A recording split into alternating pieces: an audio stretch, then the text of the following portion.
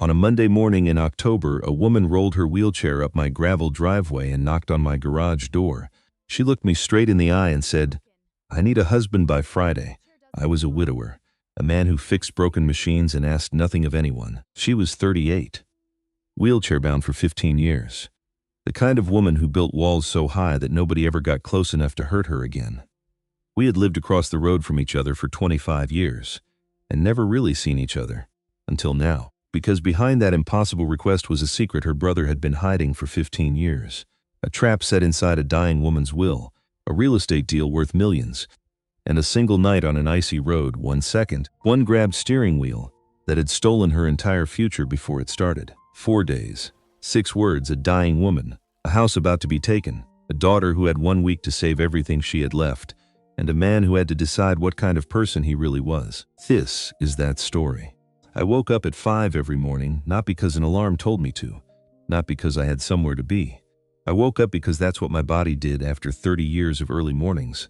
Some habits don't ask permission. They just stay. I'd put on the same flannel shirt I'd worn the day before. Pull on my boots, sitting by the back door. Walk through the kitchen without turning on the overhead light, just the small one above the stove, the one Sandra had picked out at a hardware store in Cookville sometime around 1998. It had a little crack in the shade. I'd never replaced it. The coffee maker was old, slow. It dripped like it was thinking about each drop before it committed. I didn't mind. I wasn't going anywhere fast. I'd stand at the kitchen window while the coffee brewed, just stand there, looking out at the backfield. The light in the morning this time of year, mid-October in rural Tennessee, came in low and gold across the grass. Some mornings there was fog sitting in the low places between the trees. Some mornings Sans deer came through the back fence line. I never got tired of looking at it. That was my 5 minutes of stillness. The only 5 minutes I allowed myself, then the coffee would finish. I'd pour a cup, and I'd garage was where I actually lived. The house was where I slept and ate. But the garage, that was mine. 2 bays, one for the truck, one for work.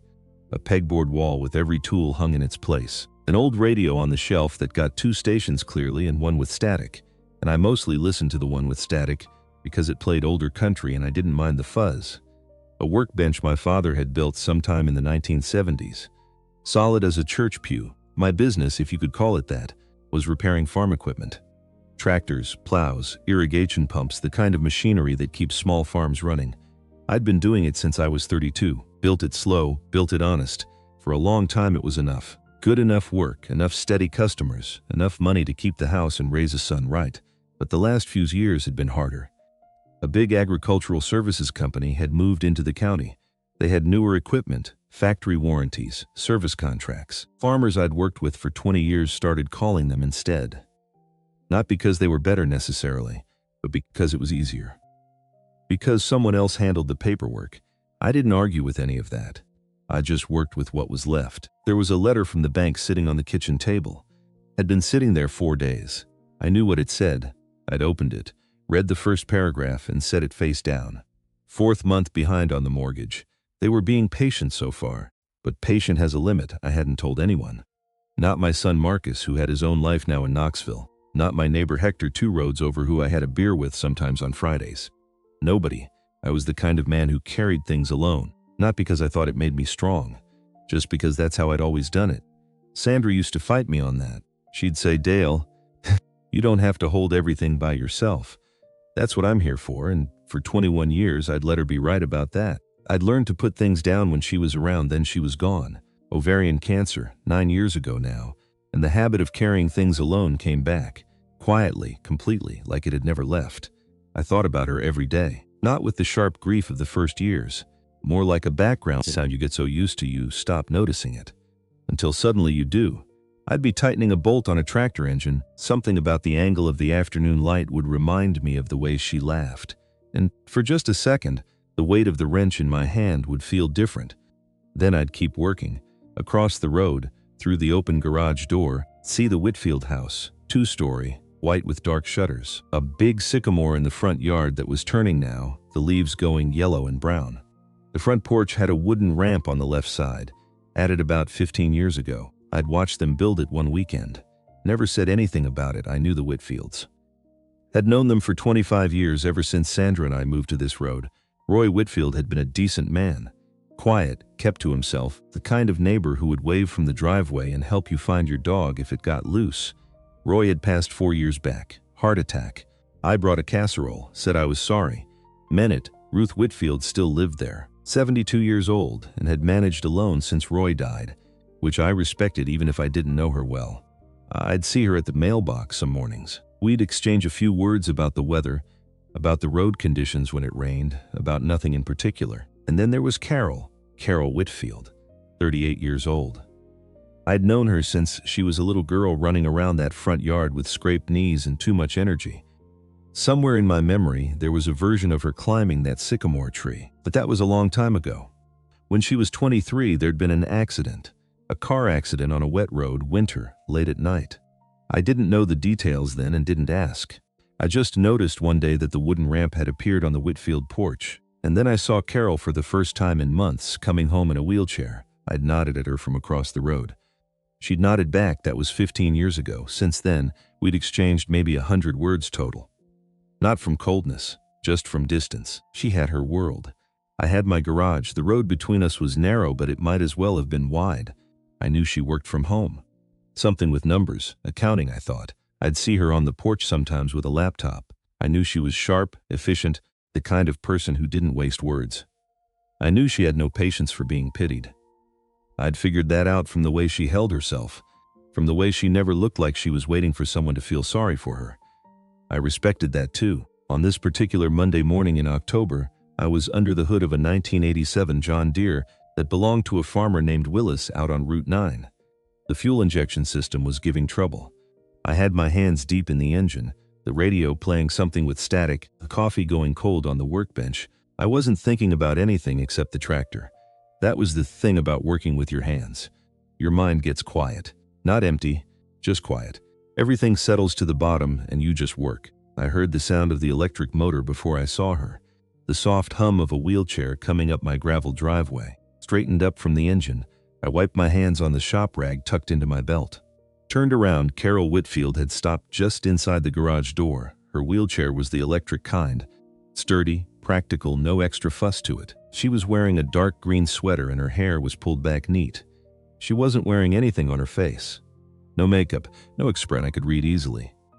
Just those steady brown eyes looking straight at me. She looked like someone who had rehearsed what she was going to say, and then at the last second decided to just say it plain. Dale, she paused one beat. I need a husband by Friday. I looked at her. She looked at me. The radio played something indistinct with static behind me. I didn't ask what she meant. I didn't say, I beg your pardon, or excuse me, or any of the things a person says when they're stalling. I just reached over and turned down the radio. Then I picked up my coffee mug, looked at it, decided it was too cold, and set it back down. Come inside, I said. I'll make a fresh pot. The kitchen was clean, not decorated, just clean. A wooden table, 4 chairs, a window over the sink looking out at the side yard. I moved the Deere parts catalog off the table without comment and set it on the counter. Started a new pot of coffee. Carol wheeled herself to the table, found a spot where she could sit without the chair being in the way of anything. She'd clearly spent her whole adult life figuring out how to position herself in spaces that weren't designed for her, and she did it without making it a production. I leaned against the counter. Didn't sit yet. Just waited. She talked steadily, clearly, without drama. The way a person talks when they've already done their crying in private, and now they're just dealing with facts. Her mother, Ruth, had been diagnosed with pancreatic cancer 8 months ago. Stage 4. She'd done 1 round of treatment and then decided she was done. 72 years old, she'd told the doctors, and she wasn't spending whatever time she had left feeling worse than the cancer made her feel. The doctors had respected it. Hospice had come in 3 weeks ago. Ruth had maybe 2 weeks left. Maybe less. Ruth's will, had been written several years ago and updated about 14 months back. The update included a condition. The family home, along with Ruth's other assets, would pass to Carol if and only if Carol was married at the time of the will reading. The will reading was scheduled for Friday. 4 days away. If Carol wasn't married by then, everything went to her brother, Glenn, who lived in Nashville and worked as a lawyer, and who Carol had not asked me to have an opinion about, so I didn't offer one yet. Carol wasn't asking me to fall in love with her. She wasn't asking me to pretend anything. She was asking if I'd be willing to sign a civil marriage certificate. Go down to the county clerk, do the paperwork, be present on Friday. and then do whatever came next legally whenever this was all resolved. She was asking me because I was the only person she trusted enough to ask. "You've known my family 25 years, she said. "You don't gossip. You don't cause drama. You mind your own business?" She paused. "That's not an insult." "I know it isn't," I said. "I'm not asking you to be my husband," she said.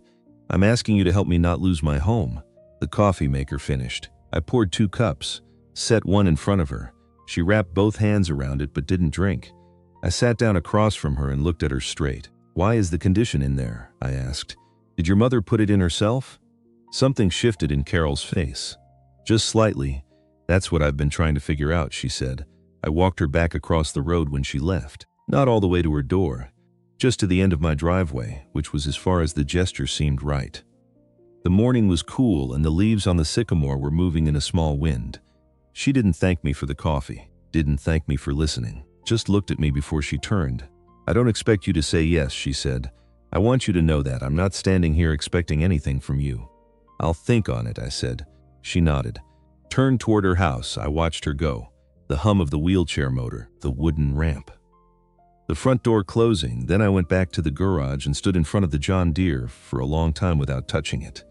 There are moments in a life when something is asked of you, and the asking itself changes something. Not the answer, the asking. Because the asking means someone looked at you and decided you were worth asking, that they trusted you with the real weight of a real problem. I hadn't been asked for much in the last 9 years. I'd been useful. I'd fixed things, shown up when called. But being useful and being trusted, those are different things. I picked up my wrench. Got back under the hood, but my mind wasn't on the tractor anymore. I didn't say yes that day. I didn't say no either. I said I'd think on it, and I meant it. I was not a man who said words I didn't mean. Not even small ones. That afternoon I finished the work on the Deere, loaded it onto the trailer, and drove it out to Willis's farm on Route 9. Willis was a man about 10 years older than me. Lean, weathered, the kind of farmer who still did most things himself and was proud of it. We talked about the repair for a few minutes. I told him what I'd found, what I'd fixed, to watch for. Willis paid me cash, which I appreciated. Then he leaned against the fence post and said, "You doing all right, Dale?" "You look like something's on your mind." "I'm fine," I said. "Just tired." Willis nodded. "Let it go. That was the code out here. You asked once, you accepted the answer." Driving home, I rolled the windows down, even though it was cold. I needed the air. The road wound through fields going brown for fall, past a church with a hand-painted sign, past the grain elevator, past the spot on the road where 15 years ago there had been a bad accident involving a young woman I now knew better than I had then. I hadn't known it was her. All those years ago when I'd seen the news, heard the neighbors talking, watched the ramp get built on the Whitfield porch, I hadn't connected it to anyone specific in my mind, just a tragedy, just one of the things that happen. Now it had a face. A pair of steady eyes, a voice that said, "I don't expect anything from you," in a way that made me believe she meant it completely and broke my heart a little at the same time. I got home, went inside, stood in front of the kitchen table and looked at the letter from the bank. I turned it over. Read it again. All of it this time 4 months behind. Total amount owed, $11,340. They were prepared to begin foreclosure proceedings if no payment arrangement was made within 30 days. I put the letter back down. I was 59 years old. I owned this house and this garage and this land, except that I didn't. Not really. Not the way you own something when it was free and clear. I'd bought it with Sandra, and after she died I'd managed, mostly. But the last 2 years had been slow. The big company taking my customers. Few less work. I wasn't broke. But I was close enough to see it from where I stood. I hadn't told my son. Marcus was 29, had a good job, a young wife, a baby coming in the spring. The last thing I wanted was for him to feel like he needed to rescue his father. That wasn't the order of things. Parents carried weight for their children, not the other way around. I poured myself a glass of water, stood at the window. Across the road, one light was on in the Whitfield house. Second floor. Ruth's room, I thought. Or Carol's. I still wasn't sure which was which. I thought about what it meant to have something and be about to lose it. Thought about Carol sitting at my kitchen table with her hands around a coffee cup, talking in that careful, factual way about her mother dying, and her home and her brother and a condition in a will. Not asking for sympathy, not performing helplessness, just laying out the facts and asking for help the same way you'd ask a competent person if they could look at a problem. I respected that more than I knew how to say. The question that stayed with me wasn't, should I help her? The question was, What is the right kind of help here? Because signing a piece of paper was easy. I could do that by Wednesday morning and be done by noon. But Carol had said something that stuck. She'd said the kinship in the will might not have come from her mother. She'd said she was trying to figure out where it had come from. And there was something in how she said it, something careful and controlled, that told me the story wasn't just about a will. I went to bed at 9, lay in the dark for an hour before I slept, thought about Sandra. I thought about what she would say. She would say, "Dale, you know what's right. You're just looking for permission." I was pretty sure she'd be right. Tuesday morning, 3 weeks ago, Ruth Whitfield had asked me through the fence if I could look at her water pump. The pump that fed water from the well to the house, it had been making a noise, she said. A grinding sound when it ran. I'd said I would. And then I'd gotten busy. And then another week passed. And then another. That Tuesday morning I put the tools I'd need in a bag, crossed the road, and knocked on the Whitfield door. Carol answered. She looked at me, and then at the bag in my hand. "My mother asked me to look at the well pump," I said, "a few weeks back. I kept putting it off. You don't have to." "I know I don't," I said. "Where is it?" She looked at me for a moment. Then she told me it was on the side of the house. Under the green cover near the back fence line. I went around and found the pump housing, pulled the cover. I could hear the problem before I looked. The bearing was going, rattling against the casing. Not urgent yet, but it would be. Another few weeks and it would fail, and they'd lose water pressure to the whole house. I had the bearing in my bag. I'd stopped at the hardware store on the way, bought 2 sizes on the chance I'd need one. I started working. The side yard was quiet. The grass was long, longer than it should be this late in the season, which meant Carol hadn't been able to get to it and hadn't wanted to ask for help, which was not a surprise. A wooden garden bed ran along the back fence. Tomato plants in it were long finished for the year, the cages rusting peacefully. I heard the side door open. Heard the sound of the wheelchair on the wooden deck. Carol came out with a mug of coffee. Set it on the edge of the deck railing near where I was working. "You don't have to stay," I said. "I know," she said, and stayed. We didn't talk for a while. I worked, she sat. The morning was cool and the sky was that particular kind of Tennessee October blue that felt like it was trying to apologize for how hot the summer had been. After a while, Carol said, "She's having a good morning, my mother. She's awake and talking." "That's not always the case." "That's good," I said. "She asked about you, actually." I looked up from the pump housing. "She saw you cross the road from her window," Carol said. She said, "Is that Dale McCreary?" I said, "Yes." She said, "Good.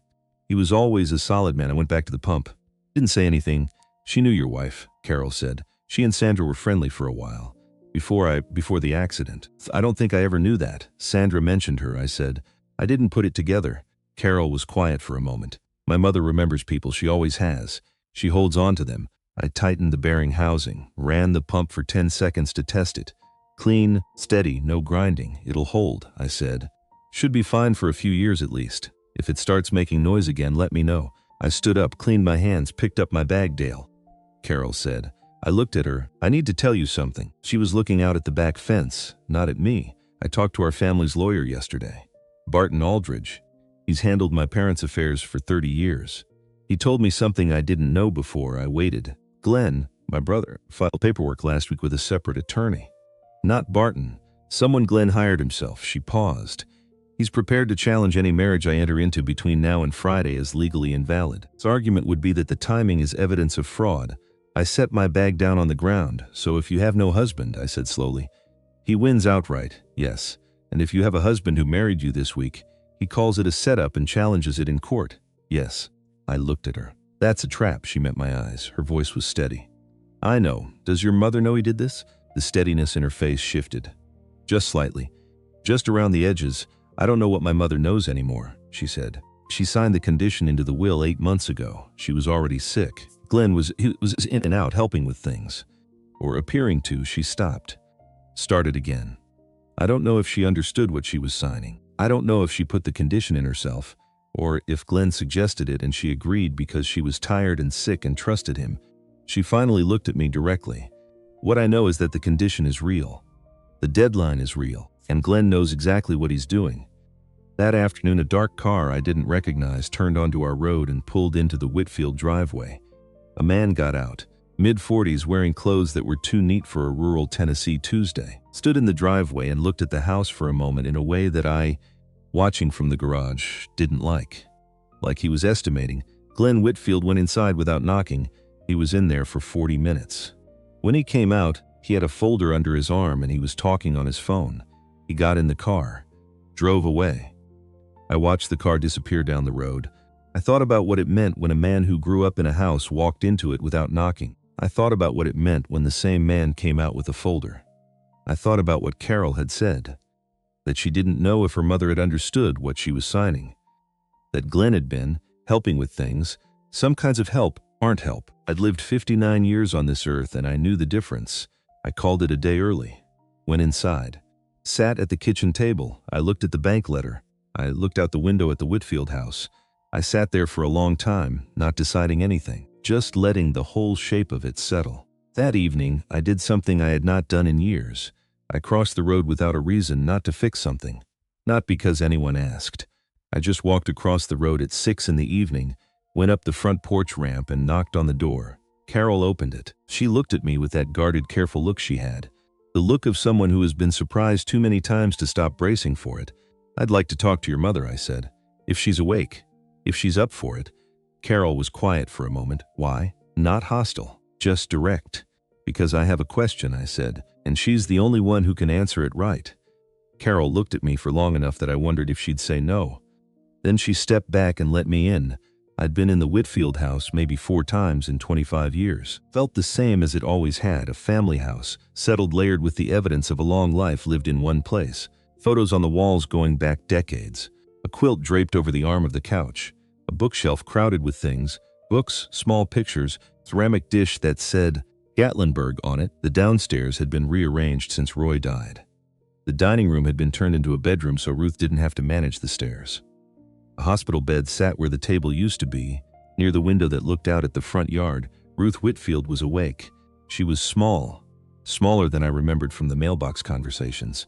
The illness had taken weight from her, but her eyes were sharp. "Found me when I came through the door and they stayed on me."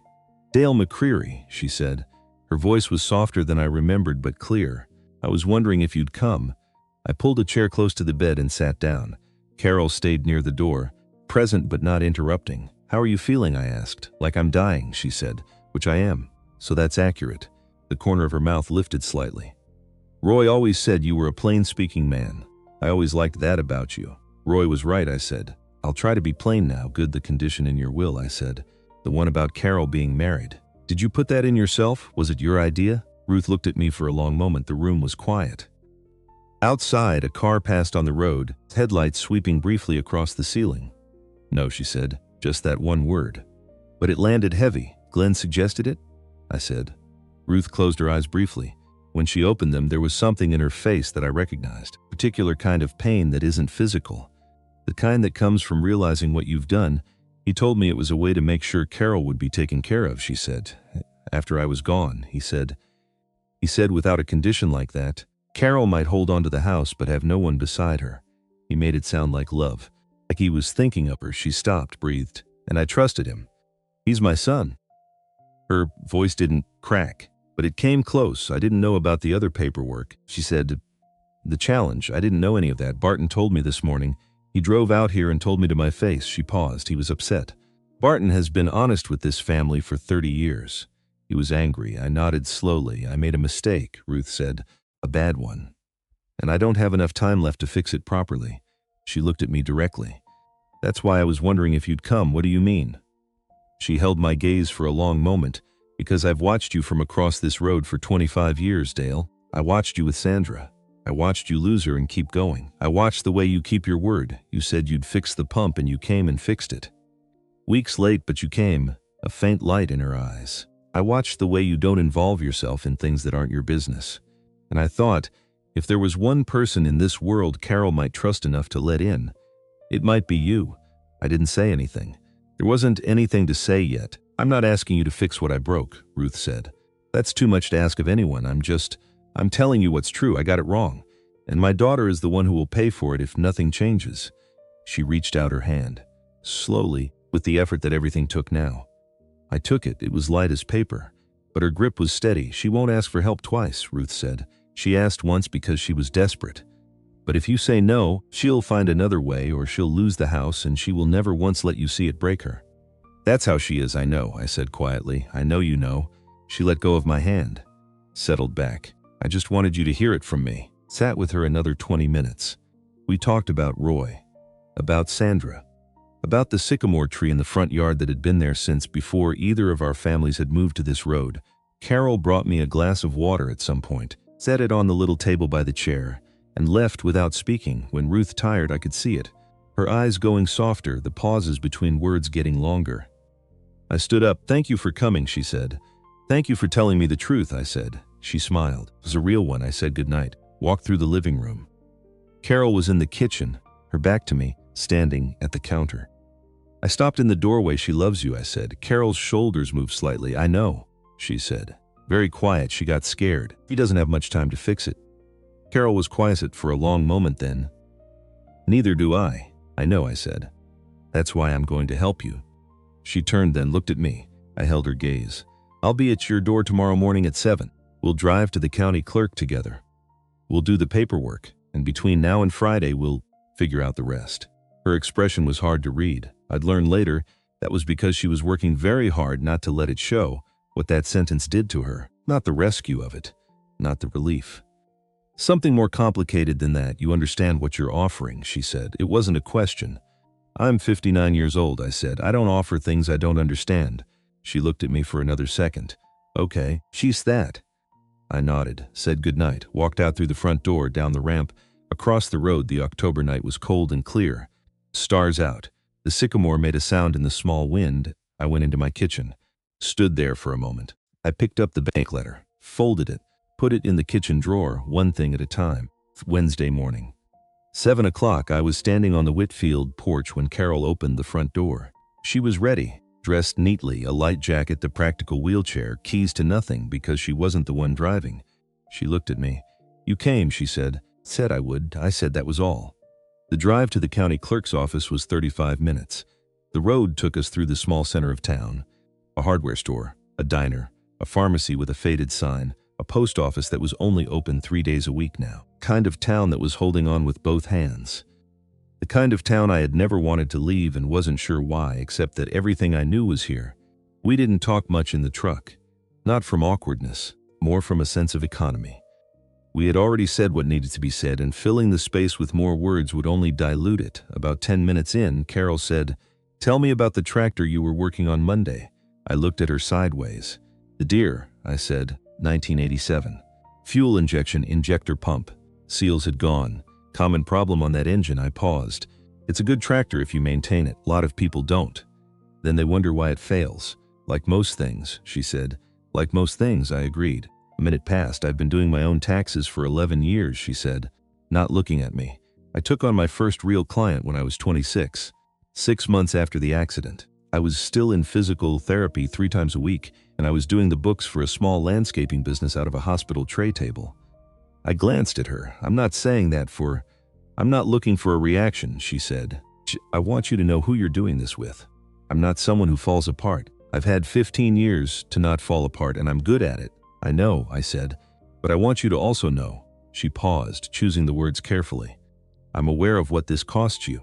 I don't know your full situation, but I'm not naive. I know that agreeing to this isn't without consequence for you, and I don't take that lightly. I drove for a moment without answering. Then, when Sandra was sick, I had people offer to help, and I kept saying no. I kept saying I was fine, she was fine, we didn't need anything. I looked at the road, one of the last conversations we had. She was in the hospital last week. She said, "Dale, you have to let people help you sometimes. Not for you, for them. People need to be useful to someone they care about. Let them have that." Carol was looking at me now. I didn't understand what she meant then. I said, "I understand it better now." I didn't say anything else. Didn't explain. But Carol was quiet in a way that meant she'd heard it. The Macon County Clerk's office was a low brick building with a parking lot that had seen better decades. I found a space close to the door, helped lower the truck's running boards so Carol could get out and into her wheelchair on her own. She didn't need my hands, just the space and the courtesy of me not hovering. Inside, the office smelled like old paper and new carpet. Fluorescent lights. A woman behind the counter named Deborah who had been doing this job for going on 22 years. If the plaque on the wall was accurate, Deborah looked up when we came in. Looked at me, then at Carol, then back at me. "Morning," she said. Morning, I said. We're here to apply for a marriage license. Deborah's expression did the thing that people's expressions do when they're surprised but professional. She recovered it in about 1 second, of course, she said. I'll need identification from both of you. We filled out the paperwork. It took about 20 minutes. There were no witnesses required for the application. Those came later at the ceremony. In Tennessee, there was no waiting period. We could have the license same day and be married by noon if we wanted. We weren't doing it today. We scheduled the brief civil ceremony for Thursday morning, giving ourselves 1 full day with the paperwork in hand before Friday's will reading. When Deborah stamped the application and told us everything looked in order, she looked up one more time. Her professional expression had shifted into something quieter. Are you Roy and Ruth Whitfield's daughter? She asked Carol. Yes, Carol said. Deborah nodded slowly. I heard your mother wasn't well. I'm sorry. She looked at both of us. I hope things go the way they should. It was a careful thing to say. It could have meant many things. But the way she said it, looking steadily at Carol, it meant exactly what it sounded like. Thank you, Carol said. On the way back, the light had shifted. Mid-morning now, sun higher, the gold in the trees sharper. About halfway home, Carol said, Can I ask you something personal? Go ahead. Do you think what we're doing is wrong? I considered the question the way I considered most questions, without rushing, without reaching for an easy answer. I think the situation was made wrong by someone else, I said. I think what we're doing is trying to make it right with the tools we have. I glanced at her. That's not the same as wrong. She looked out the passenger window. I've been asking myself that question for 3 days, she said. I keep landing in the same place. That what Glenn did using my mother's fear, her illness, her trust in him, that's the wrong thing. Not us, that's right, I said, but I still feel the weight of it. That means you're doing it right, I said. People who don't feel the weight of what they're doing are the ones you have to watch. She was quiet for a moment, then, You're not what I expected. What did you expect? She almost smiled. I don't know. I've watched you from across the road for 15 years. I had a version of you in my head. What was the version? Quiet man, keeps to himself, good with his hands, not much for talking. She paused. I wasn't entirely wrong. No, I said. You weren't, but you think more than I gave you credit for. I let that sit for a moment. Most people do, I said. I dropped her at her door. Before she went in, she turned to me. Thursday morning, she said, civil ceremony. I'll be ready at 8. I'll be here, I said. She looked at me, that measuring, careful look. Then something in it softened. Not much. Just a degree, Dale, she said. Yeah, thank you. Not just for this, for last night. For talking to my mother, she paused. She's been trying to say something to me for months and she can't find the words. But she seems calmer this morning, like something settled for her. I nodded. She loves you, I said again. Just so you know. Carol nodded, pressed her lips together, looked away for a second, then back. I know, she said. I'm getting better at letting that be enough. She went inside. I drove back across the road, parked the truck, sat in the cab for a minute. Then I got out, went to the garage, put on the radio, the one with the static, the old country songs you had to half imagine because the signal wasn't clear, and went back to work. There was still a lot I didn't know. I didn't know what Glenn's next move would be. I didn't know what Thursday would bring. I didn't know what Friday would look like, but I knew what the next right thing was. And in my experience, that was usually enough to work with. Outside, the Tennessee sky was the particular blue of mid-October. The sycamore across the road was losing leaves in the breeze, one at a time, slow and easy, like it had all the time in the world. The alarm didn't go off. I was already awake.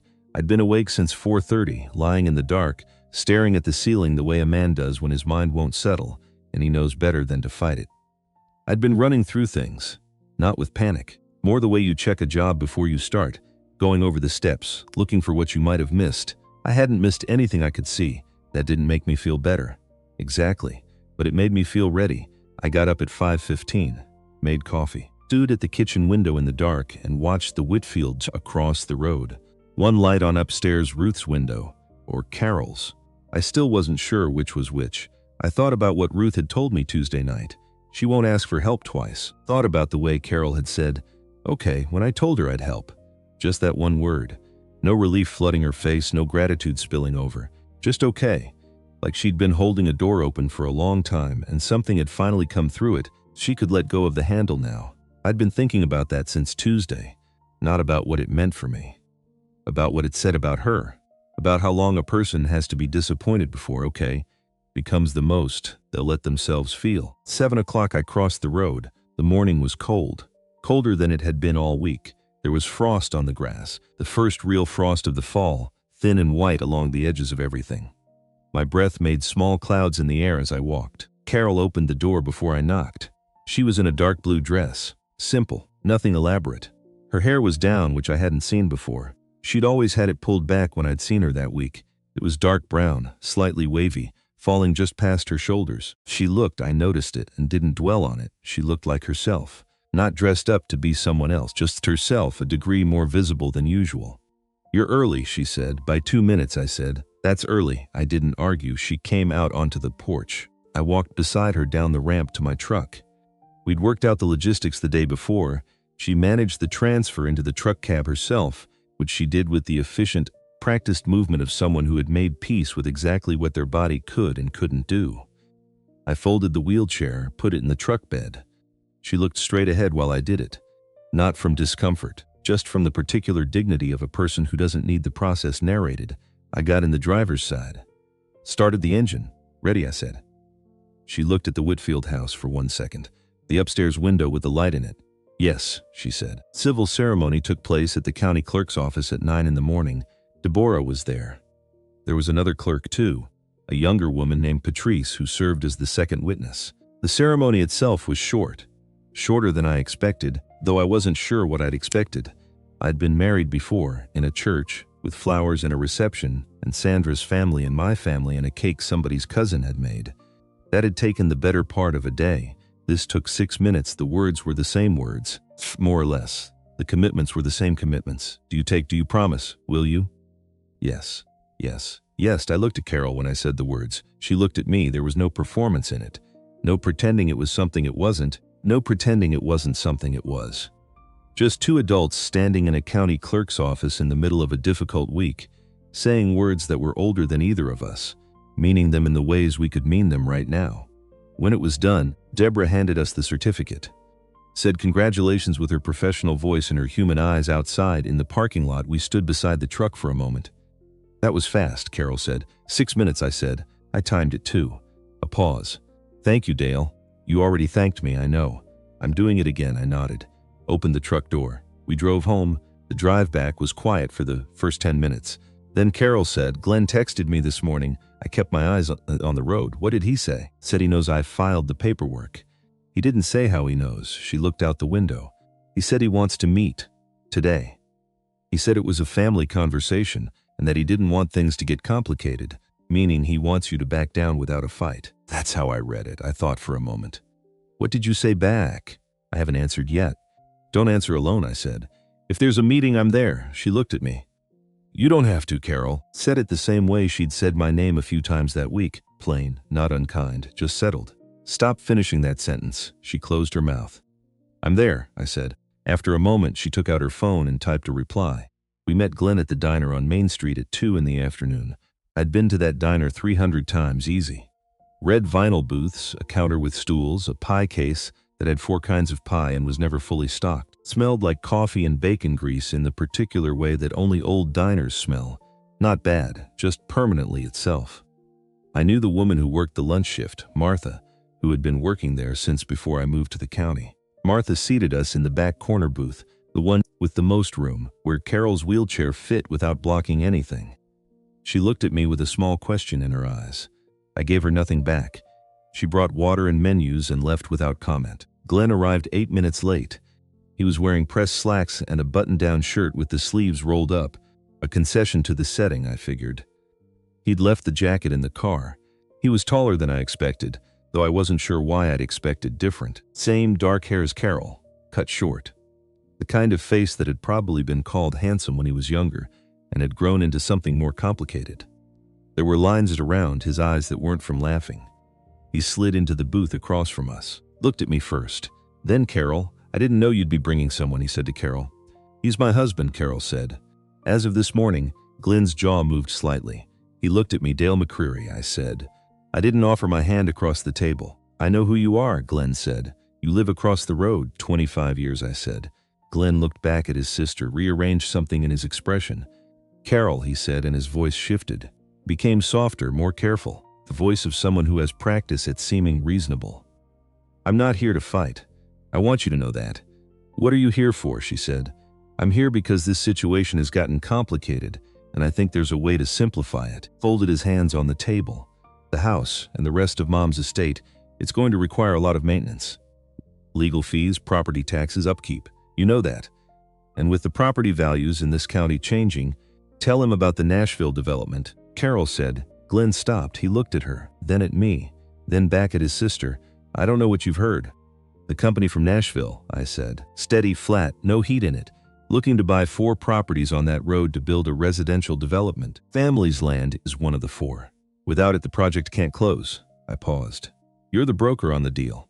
"Have been for about 18 months. The diner made its diner sounds around us." Martha refilled someone's coffee at the counter. The pie case hummed. Glenn looked at me for a long moment. "You've done your homework," he said.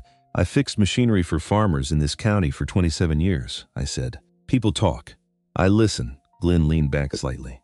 The reasonable voice dropped. What came out instead was something more honest and more tired. "The development deal is real," he said, "and yes, the property matters for it." "That's true," he looked at Carol. "But you're making this into something it isn't." "What is it then?" she said. He was quiet for a moment. Looked down at his folded hands. "I'm in trouble," he said. "It came out flat, not performed. Just a fact. The firm, we overextended.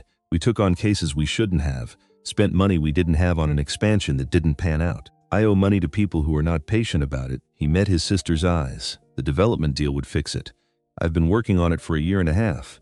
And the timing, with Mom, I thought." He stopped. Carol's expression didn't change. I watched her hold it steady. "You thought this was an opportunity," she said. Glenn flinched.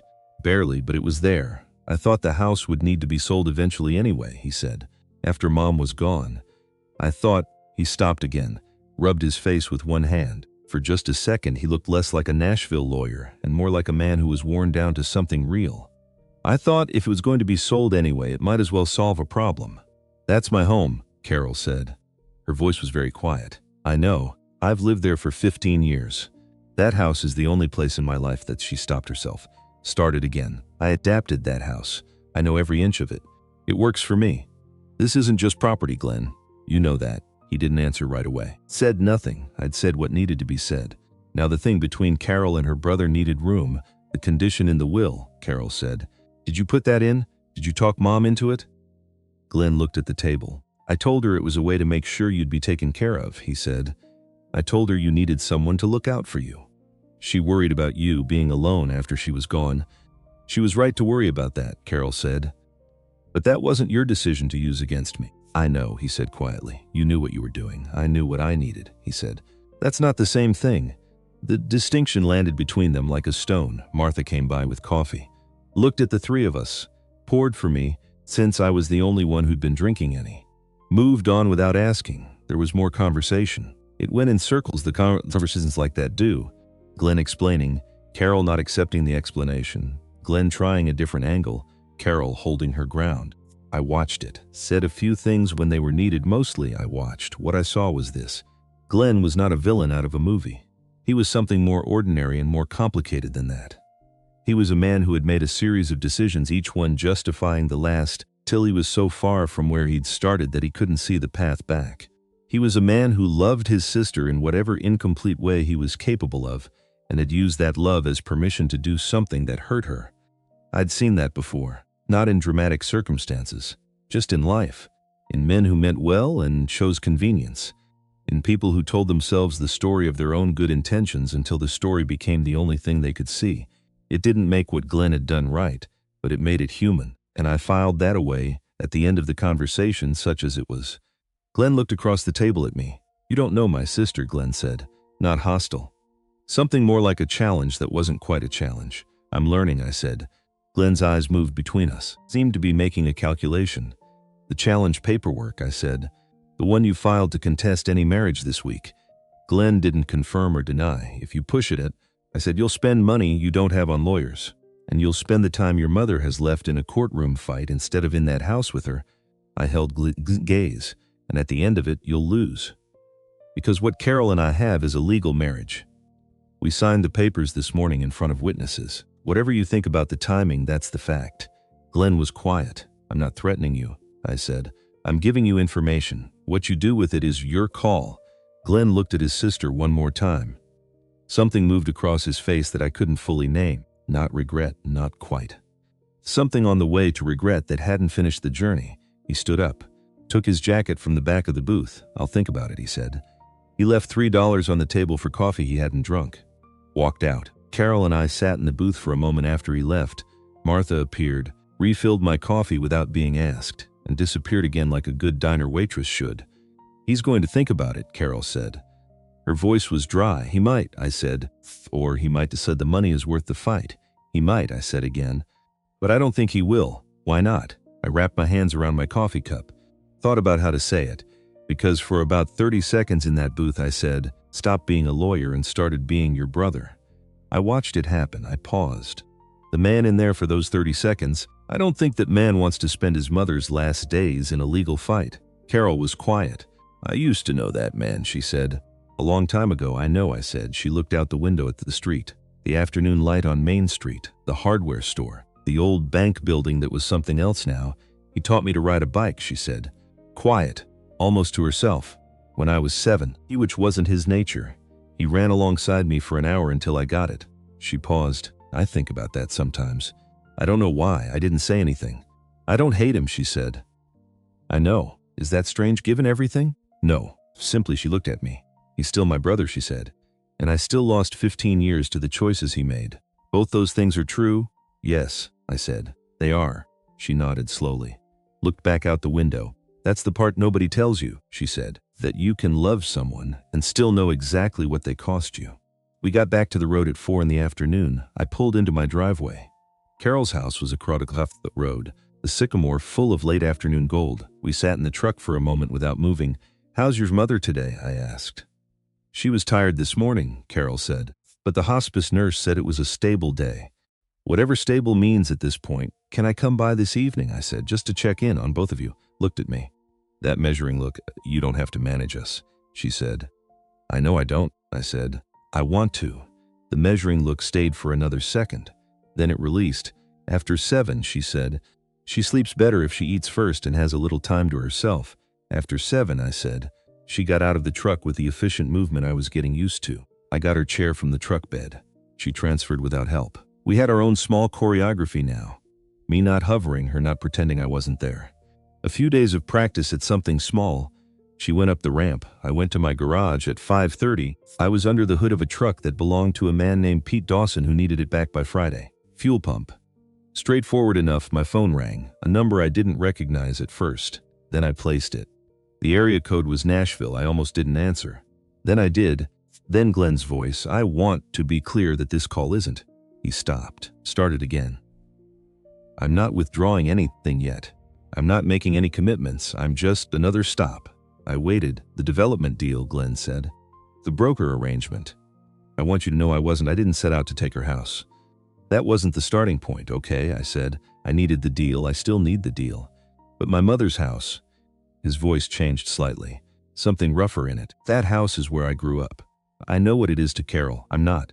He stopped for the 3rd time. I put down my wrench. Gave the call my full attention. Say what you're trying to say, I said. Not unkindly. A long pause. Is she going to be okay? Glenn said. Is she going to be okay? I looked at the far wall of my garage. The pegboard with the tools. The old radio. The workbench my father built. That depends on a lot of things, I said. Including what you do in the next 48 hours. Silence on the line. She hasn't told you about the accident, Glenn said. Has she? She'll tell me what she wants to tell me, I said. She doesn't tell anyone, Glenn. That's the thing. She just absorbs it and keeps going. And she never tells anyone what it cost her. I've noticed, I said. Another silence. The challenge paperwork, Glenn said finally. I'm going to think about whether to pursue it. You said that at the diner, I know. I'm saying it again, a pause. How's my mother? Tired, I said. But okay for now. You should call her. I know, tonight, I said. Not tomorrow, the line was quiet. Then yeah, just that. And he hung up. I stood in the garage for a moment. Then I picked up my wrench and went back to the fuel pump. At 7:15 I crossed the road. Carol answered the door. She looked tired in a way she'd been managing not to show all day. The effort of the diner, of the paperwork, of the whole week bearing down. She's awake, Carol said. She asked for you, actually. For me? Apparently you made an impression Tuesday night. I followed her in. Through the living room, past the bookshelf and the quilt and the ceramic dish from Gatlinburg. Ruth was in the hospital bed by the window, propped up on 2 pillows. She looked like she'd had a hard day. More drawn than Tuesday, the shadows under her eyes deeper. But her eyes were still sharp. "Sit down," she said when she saw me. "You're too tall to hover." I sat. Carol stayed in the doorway. "Glenn called," Ruth said. I nodded. "About 20 minutes ago." She looked at the ceiling for a moment. He didn't say much, just that he was thinking about things, that he was sorry he hadn't called sooner this week. Her voice was careful. He sounded like himself. The old self, not the lawyer self. "Good," I said. "I don't know what you said to him," Ruth said, "or what Carol said, or what happened today." She looked at me.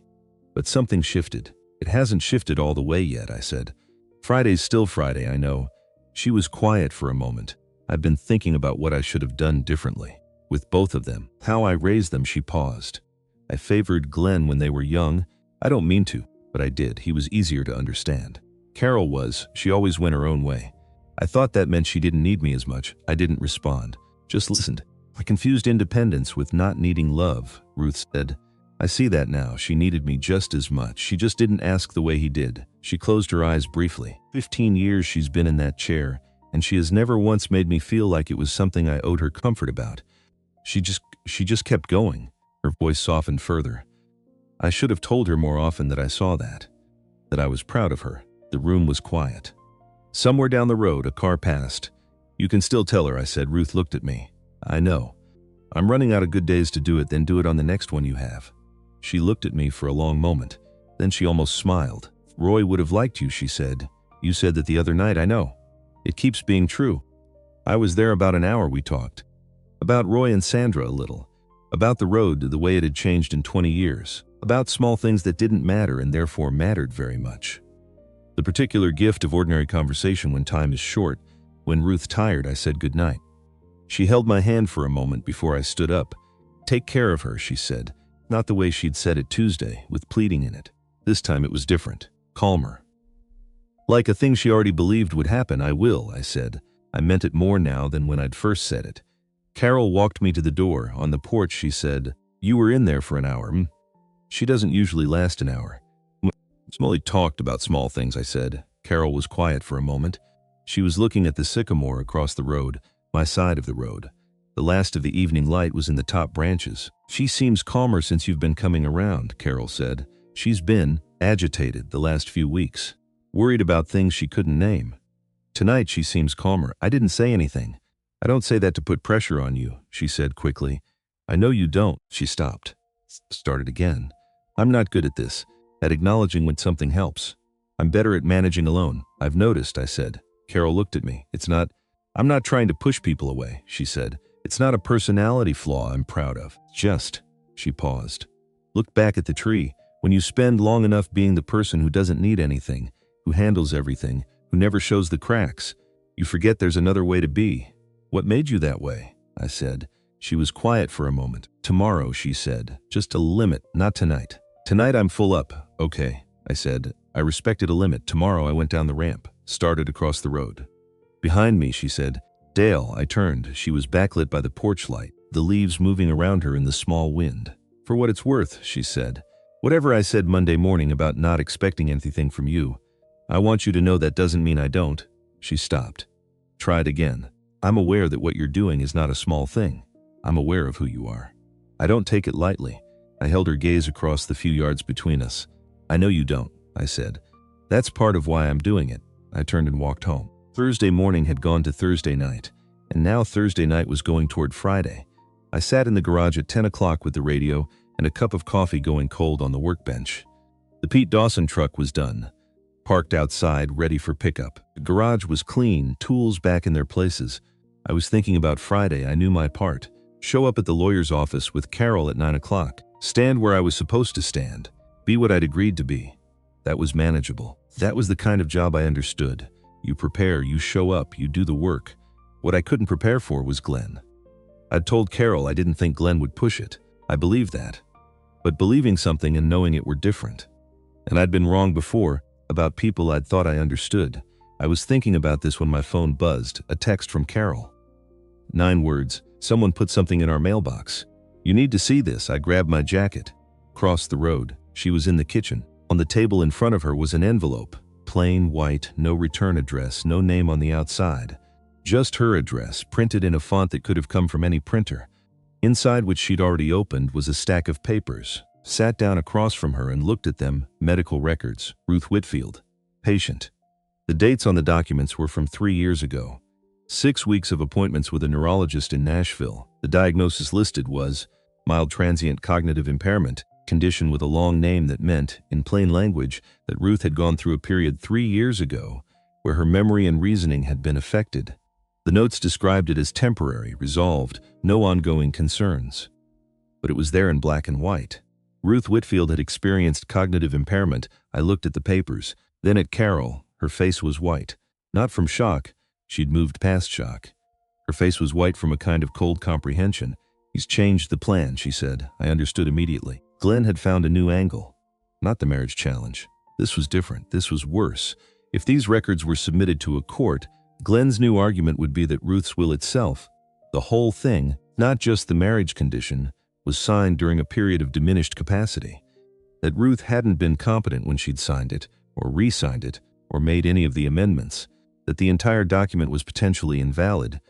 If the whole will was invalidated, there would be no condition to meet. But there would also be no protection for Carol. Intestate succession, dying without a valid will, would divide the estate between both children. In theory, that sounded fair. In practice, with Glenn's debt, with his lawyers, with the development deal waiting, Carol would be fighting to keep her home in a very different and much harder legal battle. This isn't a fight I can win quickly, Carol said. Her voice was steady but thin. Legal challenges to a will can take months, years, and in the meantime, the house is in question. Everything's in question. Who sent this? I said. I don't know. She looked at the envelope again. Could be Glenn. Could be someone working for him. Could be someone who wants me to know what's coming. She paused. Could even be Barton. Warning me, have you called Barton? It's 10 o'clock at night. Call him, I said. She looked at me. Call him, I said again. He's been working for your family 30 years. He'll answer. Barton Aldridge answered on the third ring. He listened to Carol describe the envelope and the documents. There was a silence on his end. Then, I didn't send it, but I know those records exist. Glenn mentioned them to me last month, testing the water. Told him any challenge on competency grounds would be very difficult to sustain given the recovery notes. A pause. He's making his last move, Carol. This is what he has left. Can he win with it? She said. Not easily. Your mother's doctor documented her full recovery. There's no ongoing impairment. The signature on the will was made 14 months ago, well after the episode resolved. Another pause. But not easily isn't not at all. It would be a fight. On what timeline? She said, filing the challenge. He could do it as early as Friday, which would cloud the estate and potentially delay the transfer of any assets while it was pending. Carol was quiet. What do I do? She said. Barton was quiet for a moment. Then, come to the reading on Friday. Bring your husband. Let me handle the legal response. I've been the family's counsel for 30 years, Carol. I'm not going to let Glenn use a 3-year-old medical episode to steal your home. But I need you there. I need you standing in that room. She said she would be. After she hung up, she sat very still. I was still across the table from her. I stayed. He was supposed to back down, she said. Quiet, not accusing. Just noting the gap between expectation and reality. Maybe he still will, I said. Or maybe he won't. Maybe he won't, I agreed. She looked at me. How are you still this calm? I thought about it. Because the facts haven't changed, I said. You're married. The will says you need to be married. You are. That's still the foundation. I paused. He can try to knock out the foundation. Barton says he probably can't. So we show up Friday and we let Barton do his job, and if he can knock it out, then we deal with that when it happens. You're very practical, she said. Comes from fixing things for 30 years, I said. You don't fix a broken engine by worrying about every engine that might break. You fix the one in front of you. She looked at me steadily. The one in front of me, she said slowly, involves my mother dying and my brother trying to take my home, and a man I've known from across a road for 15 years who I got married to on a Thursday morning. Yes, I said. And you're at my kitchen table at 10:30 at night like this is ordinary. Nothing about this is ordinary, I said. But here we are. She looked at the table. At the documents, I'm scared, she said. Simple and flat and honest. It was the first time she'd said that. Thought it might have been the first time she'd said it to anyone in a very long time. I know, I said. I don't say that easily. I know that too. She looked up at me. What do you need right now? I said. She was quiet for a moment. I need to not be alone with this. She said, just for tonight. That's all okay, I said. I didn't move to leave. We sat in that kitchen past midnight. At some point, Carol made tea. I accepted a cup even though I would have preferred coffee. Because it was her kitchen and she'd made tea. The medical documents were on the table between us. We'd looked at them twice more, checking dates, reading the doctor's notes carefully. The picture was clearer now. Ruth had gone through 6 weeks of cognitive difficulty in the fall 3 years ago. The neurologist's notes were thorough. Full recovery documented at the 6-week follow-up. No recurrence. Prognosis good. It wasn't nothing. But it wasn't what Glenn needed. After a while, Carol said, "You asked me earlier what made me the way I am." I looked at her. I remembered. She'd said tomorrow. It was after midnight. Tomorrow had technically arrived. "I told you tomorrow," she said. And here we are. She was looking at the table. Both hands around the tea mug. "You don't have to." I started. "I want to," she said. "I've been trying to figure out why I want to, and I think it's because..." She paused. "Because you've been in this house twice this week and my mother is calmer, and things are slightly less terrible than they were on Monday, and I'd like to know if you can handle knowing this before I..." She stopped. "Before you let me in further," I said. She looked at me directly. Yes, I held her gaze. "Tell me." She told me about the accident. She'd been 23. Just graduated with her undergraduate degree, already accepted into a master's program in accounting at UT. She'd been excited in the way young people are excited when the future looks like a door swinging open. The scholarship covered most of it. She'd worked 2 part-time jobs to cover the rest. The night of the accident, she and Glenn were driving back from their parents' house. Sunday dinner, December, cold and clear, and the roads had been icy since the afternoon. They were arguing. She told me what the argument was about. Her voice was careful and measured, the way she'd learned to be when she talked about things that cost her. Glenn wanted her to defer the master's program, stay in the county, stay close to home. Their father's health had been uncertain that year, and Glenn's firm was just starting out, and the unspoken logic was that someone should be nearby, and that someone, in Glenn's calculation, Carol, she'd pushed back. She'd been pushing back for the whole drive, and somewhere on the dark, icy road between their parents' house and the on-ramp, Glenn had reached over and grabbed the steering wheel. Not to cause an accident. She knew that. She'd spent 15 years knowing that. He'd grabbed it the way a person grabs something when they're frustrated and want control of the situation and aren't thinking clearly about what they're doing. 1 second. Maybe less. The car had gone off the road, down an embankment, far, not fast enough to be fatal. But fast enough she'd woken up in the hospital. The spinal injury was at T11, she said. Her voice was flat in a way that meant she had said these words before, to doctors, to physical therapists, to people who needed the clinical facts. Incomplete injury, I have some sensation more than people assume. But the muscle function below that level, she paused. I can't walk. I won't walk. That's just what's true. How long were you in the hospital? I said. 6 weeks inpatient. Then 6 months of rehab. She looked at the table. Glenn was there. Every day for the first 2 weeks he was undone. I've never seen him like that before or since. He sat by my bed and he didn't eat and he barely slept and he apologized. Says so many times that I started telling him to stop because it was hurting him more than it was helping me. I said nothing. He asked me not to tell our parents what caused the accident, she said. He said it wouldn't change anything and it would destroy the family. He said he would make it right. He'd take care of things. He'd make sure I was okay. She paused. I was 23 years old and I was in a hospital bed. And I loved my brother, and I didn't want my parents to look at him the way they'd have to look at him if they knew. She looked up at me, so I said it was just the ice, she said. That the car slid on ice. That it was an accident in the purest sense. I held her gaze, and then, I said, and then he made it right, she said, in the ways he could. He helped with the house modifications. He paid for things my insurance didn't cover. He was attentive at first. Helpful, she paused. But the help had strings. It always had strings. He'd say, he wouldn't say it directly, but the implication was always there, that I needed him, that without him things would fall apart, that I owed him something for the ways he'd supported me. Her voice stayed steady. He used what he'd done to me and then the guilt he felt about it to keep me close, to keep me small. I don't think he planned it that way. I think it's just what happens when someone can't face what they did. They have to keep rewriting the story until it comes out with them as the one who's owed something. She looked at the table. I stopped needing his help about 8 years ago, she said. I got good at my work. I built a client base. I manage everything myself now. The pattern was already set. The way he talked to me, the way my mother thought of me, as someone who needed to be managed and protected. And I was so tired of correcting it that I built the wall instead. Easier to be self-sufficient than to keep explaining myself. The kitchen was very quiet. I was quiet for a moment. When I spoke, my voice was low. You don't have to hate him, I said, for it to be real. What it cost you, that's real regardless of how you feel about him. She looked at me. You don't have to protect him from what he did, I said. Not anymore, you already paid the price. You don't keep paying it too. She was quiet for a long moment. 15 years, she said. I've been carrying the story that protects him.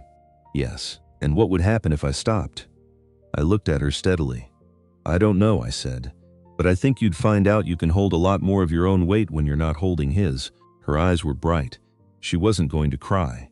I could see her making that decision, but the brightness was there. That's the most you've said in one go, she said. Don't get used to it, I said. She almost laughed. Almost. The corner of her mouth moved. It was the closest thing to a real laugh I'd seen from her all week. Small as it was. Changed something. I looked at the clock on the wall. Past 1 in the morning. You should sleep, I said. I know. She didn't move yet. Friday's going to be long, I said. I know that too. She looked down at the tea mug. Dale? Yeah. I'm glad I knocked on your garage door. I looked at her. The kitchen light overhead. The medical documents on the table. The October night outside the window. So am I said. I stood up. Said goodnight.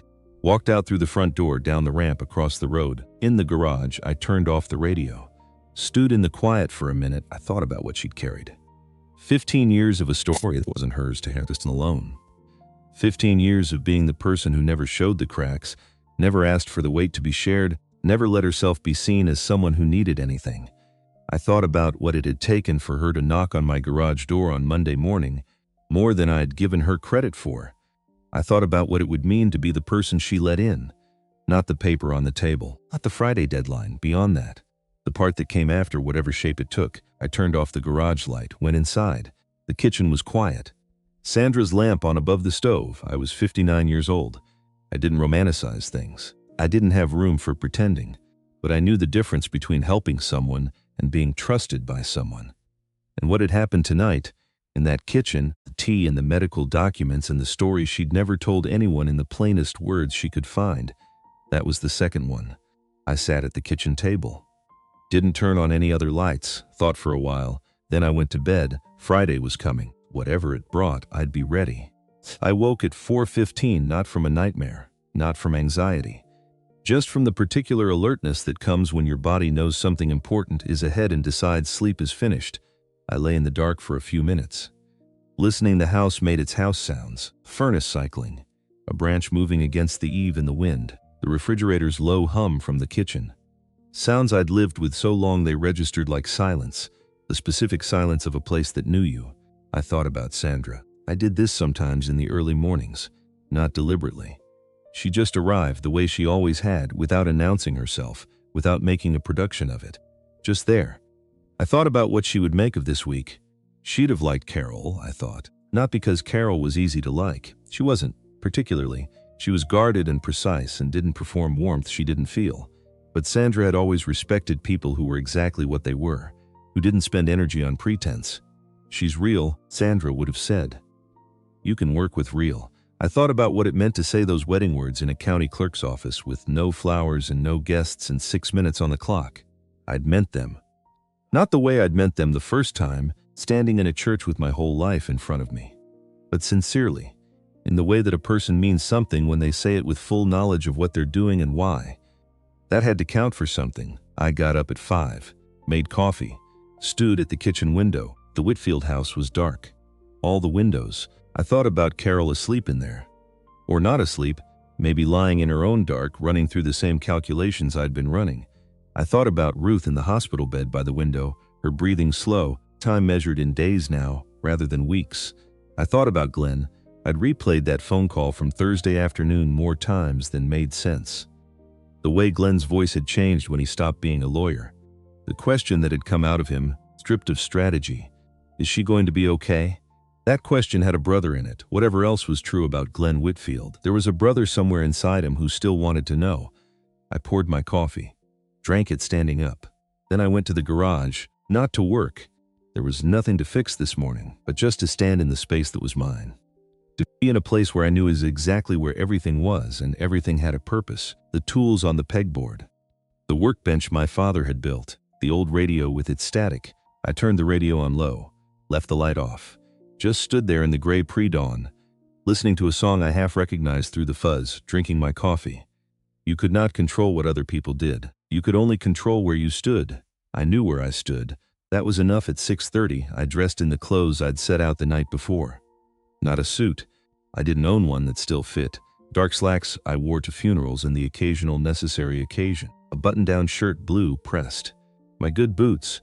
I stood in front of the mirror in the bedroom and looked at myself the way I sometimes did. Not with vanity, just checking, making sure the outside matched the intention. 59 years old. Gray at the temples. Hands that would never look like anything but what they were. A face that had been through weather, literal and otherwise. I thought about what Carol had said Thursday night. You think more than I gave you credit for. I'd let that sit without responding at the time. But I'd thought about it since. Most people got one version of you. The version they could see from where they were standing. It wasn't their fault. That was just how distance worked. I turned off the bedroom light, went to the kitchen, left the house at 6:55. The morning was cold and clear, stars still showing in the west, frost on the grass again heavier than yesterday. My breath made clouds. I crossed the road. Carol opened the door at 6:58. She was dressed in the same dark blue dress from Thursday.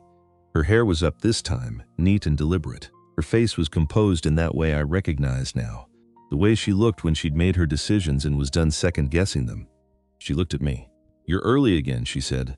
"By 2 minutes," I said. "Same as Thursday." "I'm consistent," I said. The corner of her mouth moved. Not quite a smile, but close enough. "Come in," she said. "Coffee's ready." We sat at the kitchen table for 40 minutes before we needed to leave. Drinking coffee. Not talking much. Silence between us had changed over the course of the week. Monday's silence had been the silence of strangers in an unusual circumstance. This silence was different. It had weight to it, but the weight was comfortable. Like a quilt that had been used enough to soften. 7:20, Carol set down her mug. "I want to look in on her before we go," she said. "Of course," I said. Ruth's room was lit by the small lamp on the bedside table. The hospice nurse, a steady, quiet woman named Darlene who came every morning, had already been and gone. Ruth was awake, propped up on her pillows. She looked smaller than Tuesday. Each day was taking something, but her eyes found me when I came through the door, and they were still clear. "Friday," she said. "Friday," I confirmed. I sat in the chair beside her bed. Carol stood at the foot. Ruth looked at her daughter first, a long look, the kind that doesn't need words and uses them anyway. "You look like your father this morning," she said. "The way you're holding yourself. He always stood like that before something hard." Carol said, "I'm okay, Mom, I know you are." Ruth reached out her hand. Carol took it. "I know you are. I just want to look at you for a minute." She looked, the morning light through the curtains. Her daughter's face, then Ruth looked at me. "I'm going to ask you some," she said. "All right," I said. "And I want you to know I'm not asking because I doubt you. I'm asking because I need to hear it." "Okay." She held my gaze. Her grip on Carol's hand hadn't loosened. "When this is over," Ruth said.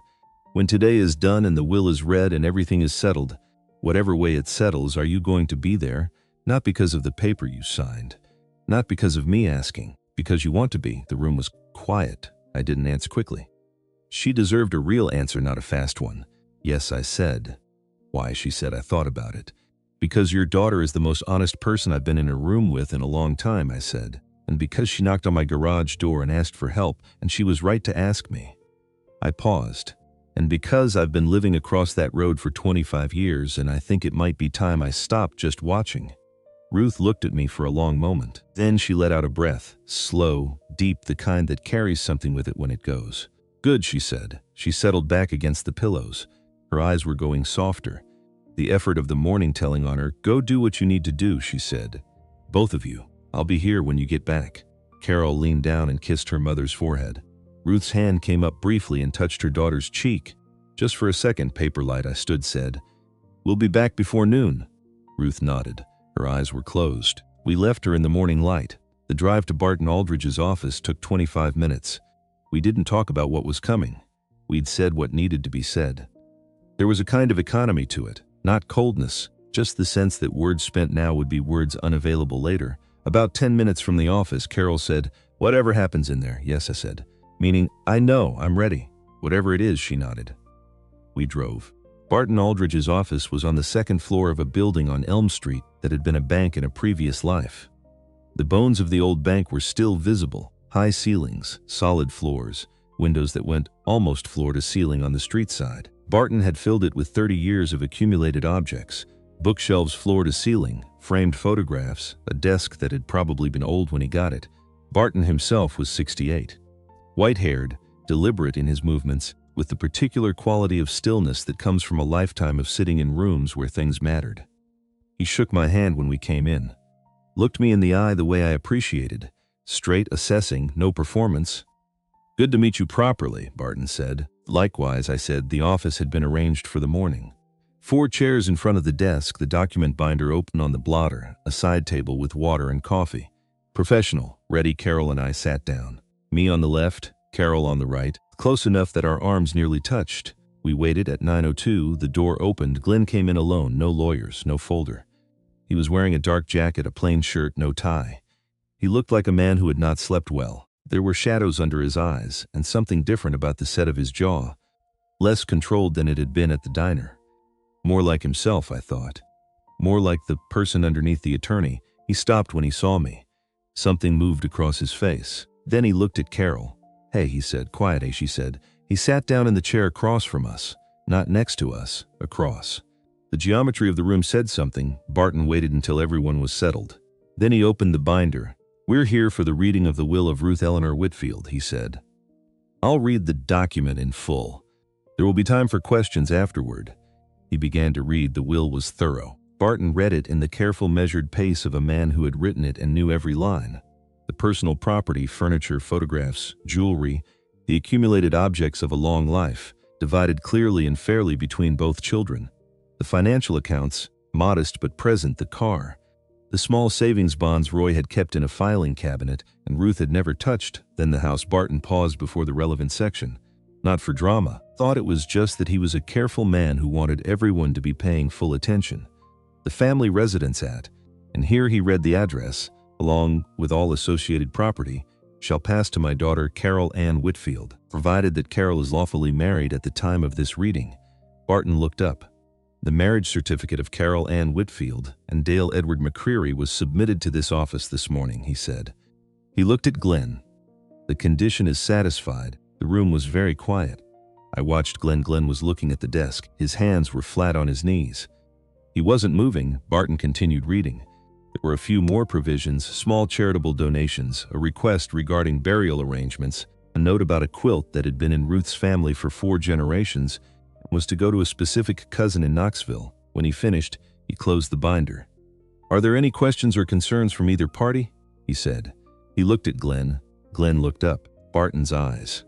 Then looked at Carol. Something passed between the siblings. I couldn't fully name it. It was the kind of look that contains a long history. The whole length of 2 lives lived in proximity, all the ways they had loved each other and failed each other, and continued to share the same origin regardless. No, Glenn said. Barton nodded. Made a note, no challenge? Barton said.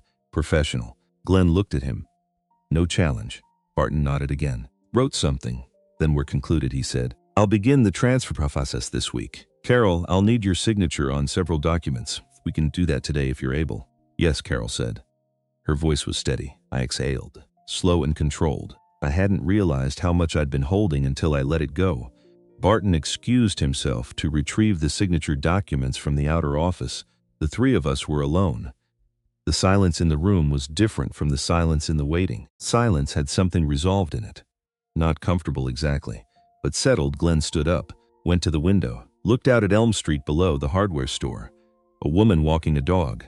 Normal Friday morning. He stood there for a moment without speaking. Then he said, I pulled the challenge paperwork this morning. Carol said, I know. Barton told me before I came here, Glenn said, not because I thought I'd lose, because he stopped. Neither Carol nor I said anything. We let him find it. Mom called me last night, Glenn said, still looking at the window. Late, after 11. I didn't think she'd be awake. He paused. She said she was glad I called her Thursday. She said she'd been waiting for me to sound like myself. His voice was doing something. Staying controlled, but doing something under the control, she said. He stopped. Started again. She said she knew about the paperwork. about the challenge. Barton had told her. A pause. She wasn't angry. That was the thing. I was ready for her to be angry and she wasn't. She just turned from the window. Looked at Carol. She said she was sorry she'd given me the chance to do it. She said the condition in the will was a mistake, and she'd known it almost as soon as she signed it, and she'd been trying to figure out how to undo it. Carol was very still. She said she should have trusted you from the beginning, Glenn said. She said you'd been trustworthy your whole life, and she'd kept treating you like you needed protecting, and she was sorry. His jaw moved, and then she asked me. He stopped, swallowed. She asked me if I remembered the summer you were 7, and I taught you to ride your bike. She described it exactly, the driveway, how long it took, how you wouldn't quit even when you fell. He paused. She said, that's who your sister is. That's who she's always been. Don't make her spend her energy fighting you. The room was quiet, so I called the attorney this morning, Glenn said. Told them to withdraw everything. He looked at Carol directly. I know that doesn't fix it, he said. The condition, years, all of it. His voice was flat but not cold. Flat the way something is when it's finally stripped of everything that isn't true.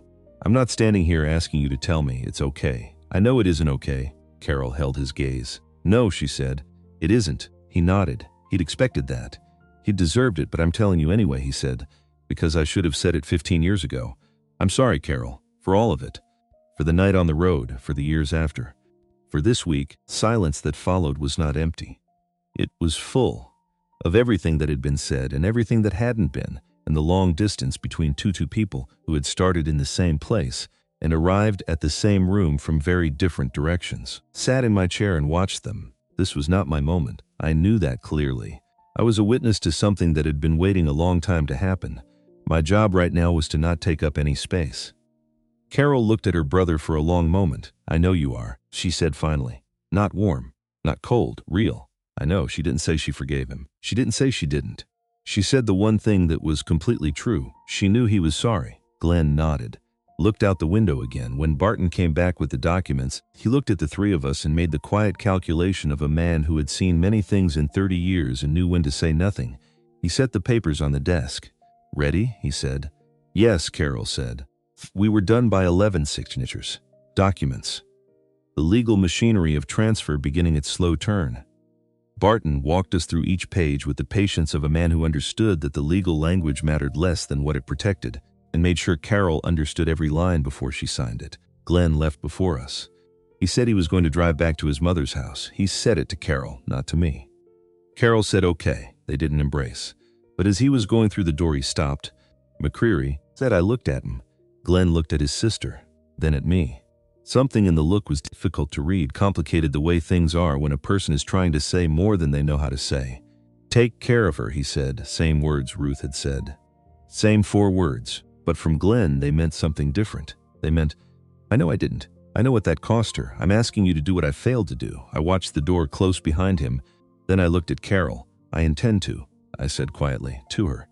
Not to his back. She heard it. The way she went still for just a second, she heard it. We drove back in the late morning light. The frost was long gone. The day had warmed up, the sky a clear hard blue. The trees along the road were at peak color. Orange and red and yellow. The whole valley showing off the way Tennessee did every October, like it was making a case for itself. Carol was looking out the passenger window. How do you feel? I said. Strange, she said, relieved. But strange how? She thought about it. Like I've been bracing for something for so long that now that it's over, I don't know what to do with my hands. That makes sense, I said. I keep waiting for the other shoe, she said. There may not be one. She looked at me. You really believe that? I believe it's possible, I said.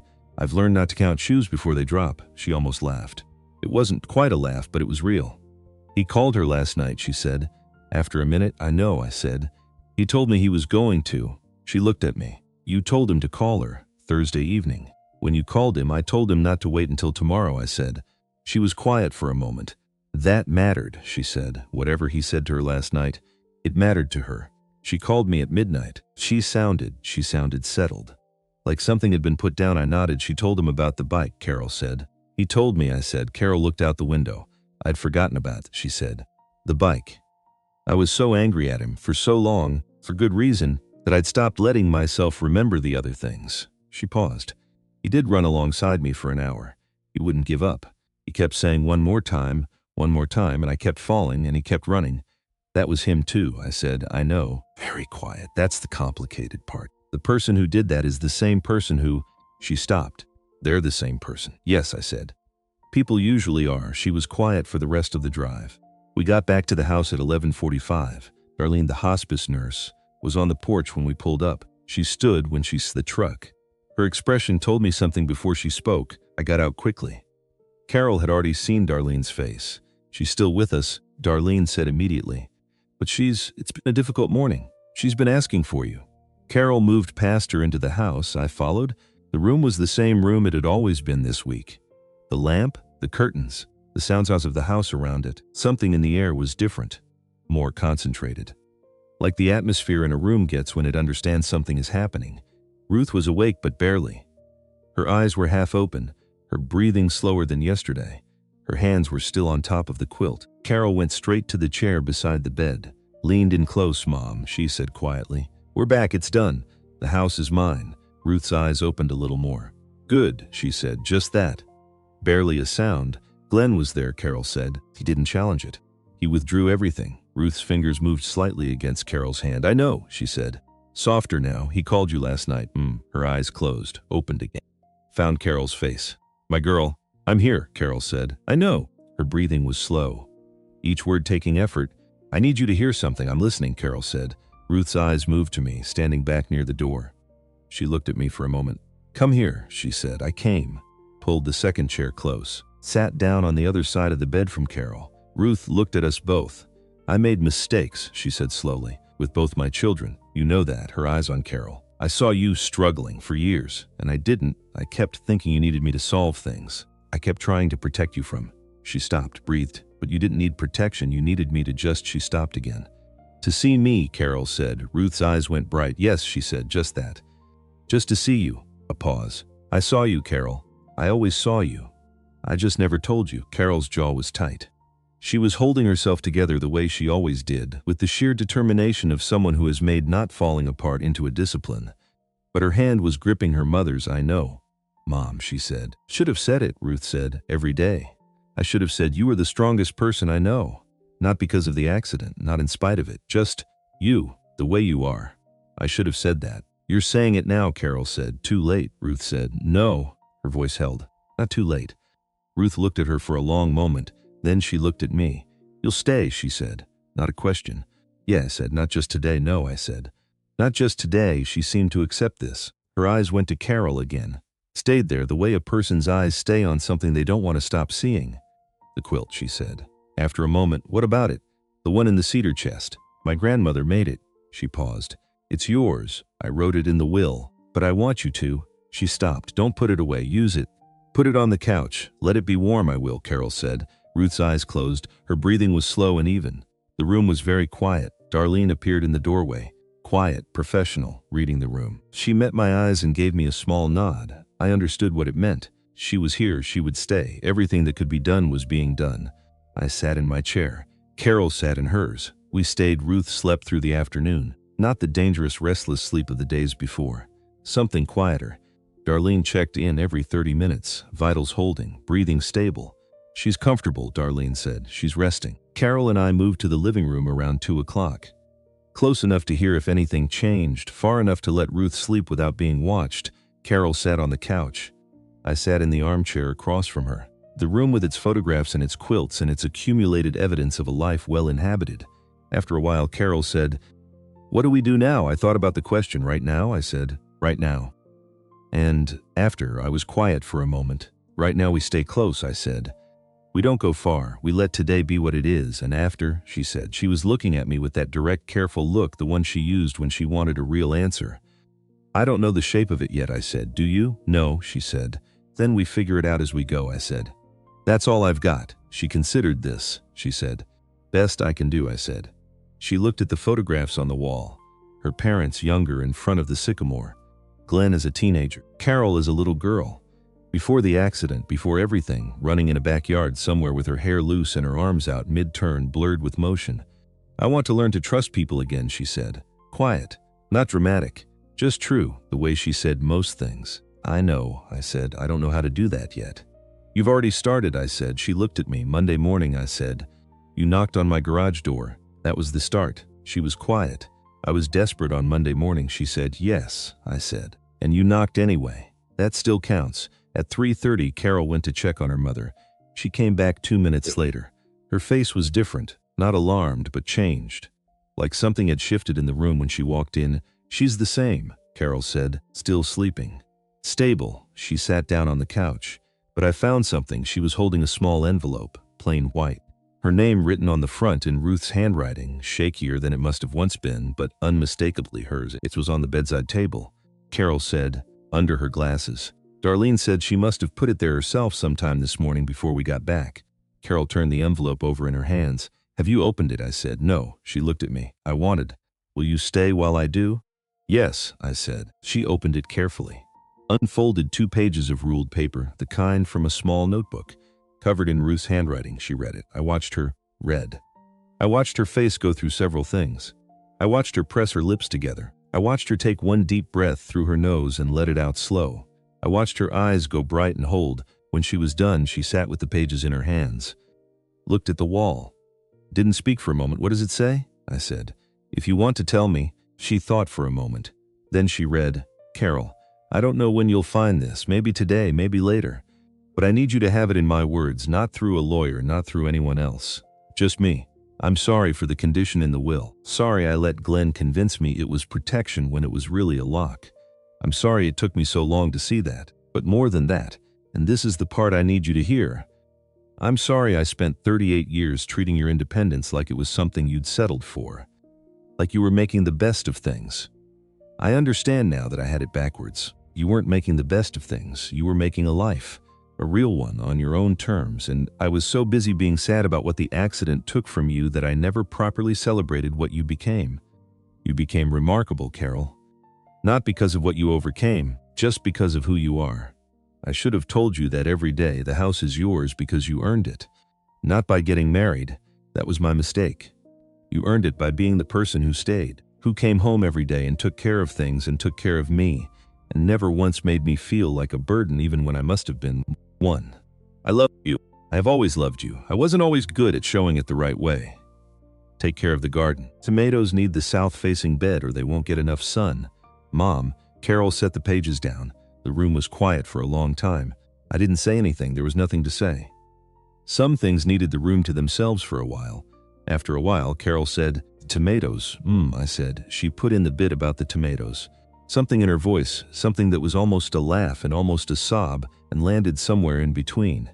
She couldn't just end on love. She had to give me garden instructions. "Sounds like her," I said. "It is exactly like her." Carol pressed the back of her hand to her mouth for 1 second, then took it away. She never knew how to she always had to be useful. Always had to leave something practical. Her voice wobbled slightly, even at the end. "Even in a letter like this, that's not a bad way to be," I said. Carol looked at me. "No," she said, "it isn't." She folded the letter, held it against her chest with both hands. Outside, the afternoon light was going gold and long across the yard. Sycamore was losing the last of its leaves in the slow, easy way of late October. Darlene moved quietly in the next room, her footsteps careful and practiced. Carol said, "She knew about the paperwork I found Thursday night. She knew what Glenn was planning." "Yes," I said. "She called him anyway. Not to confront him, talk to him." "Yes, she let him come back in," Carol said slowly. "Even knowing what he'd done, she let him be her son again." She thought about this. "How do you do that?" I considered the question, I think. I said, "When you're that close to the end, you stop being able to afford the things that cost too much. Anger costs too much. Distance costs too much." I paused. She wanted her son back more than she wanted to be right. Carol was quiet. "I don't know if I can do that," she said. "You don't have to decide today," I said. "No," she said. "I don't." She looked at the letter in her hands.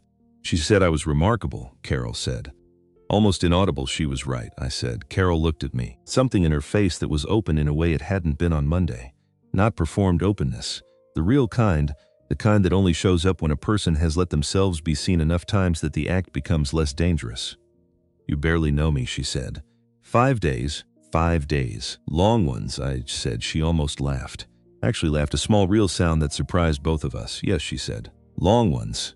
Ruth Whitfield died on Sunday morning. 4:47 a.m. Darlene was there.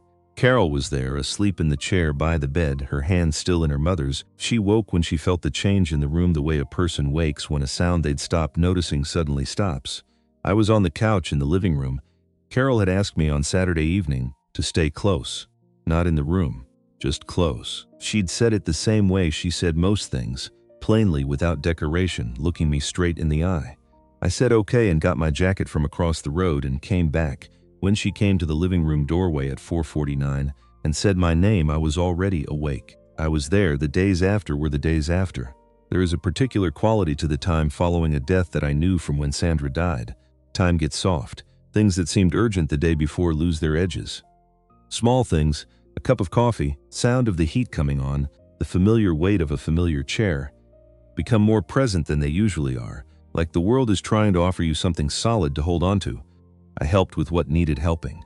Practical things, calls to be made, arrangements, people to notify. I did it the way I did most things, without being asked twice, without making it more than it was. Carol let me. That was the shift. She let me help without turning it back, without saying she was fine, without managing me at arm's length. She was tired and she was grieving, and she accepted the company without translating it into a transaction. That was new. That was something. Glenn came back on Monday.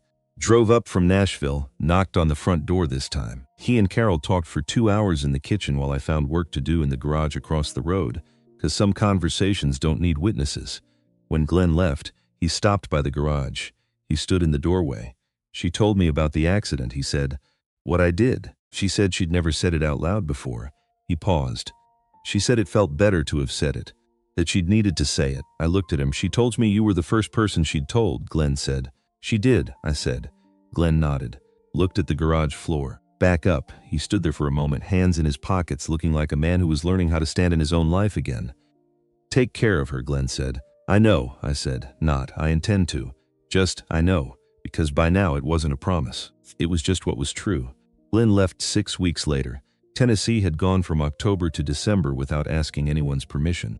The sycamore was bare now, its branches black and clean against the gray sky. The garden bed along the back fence was put to sleep for winter. The tomato cages pulled and stacked.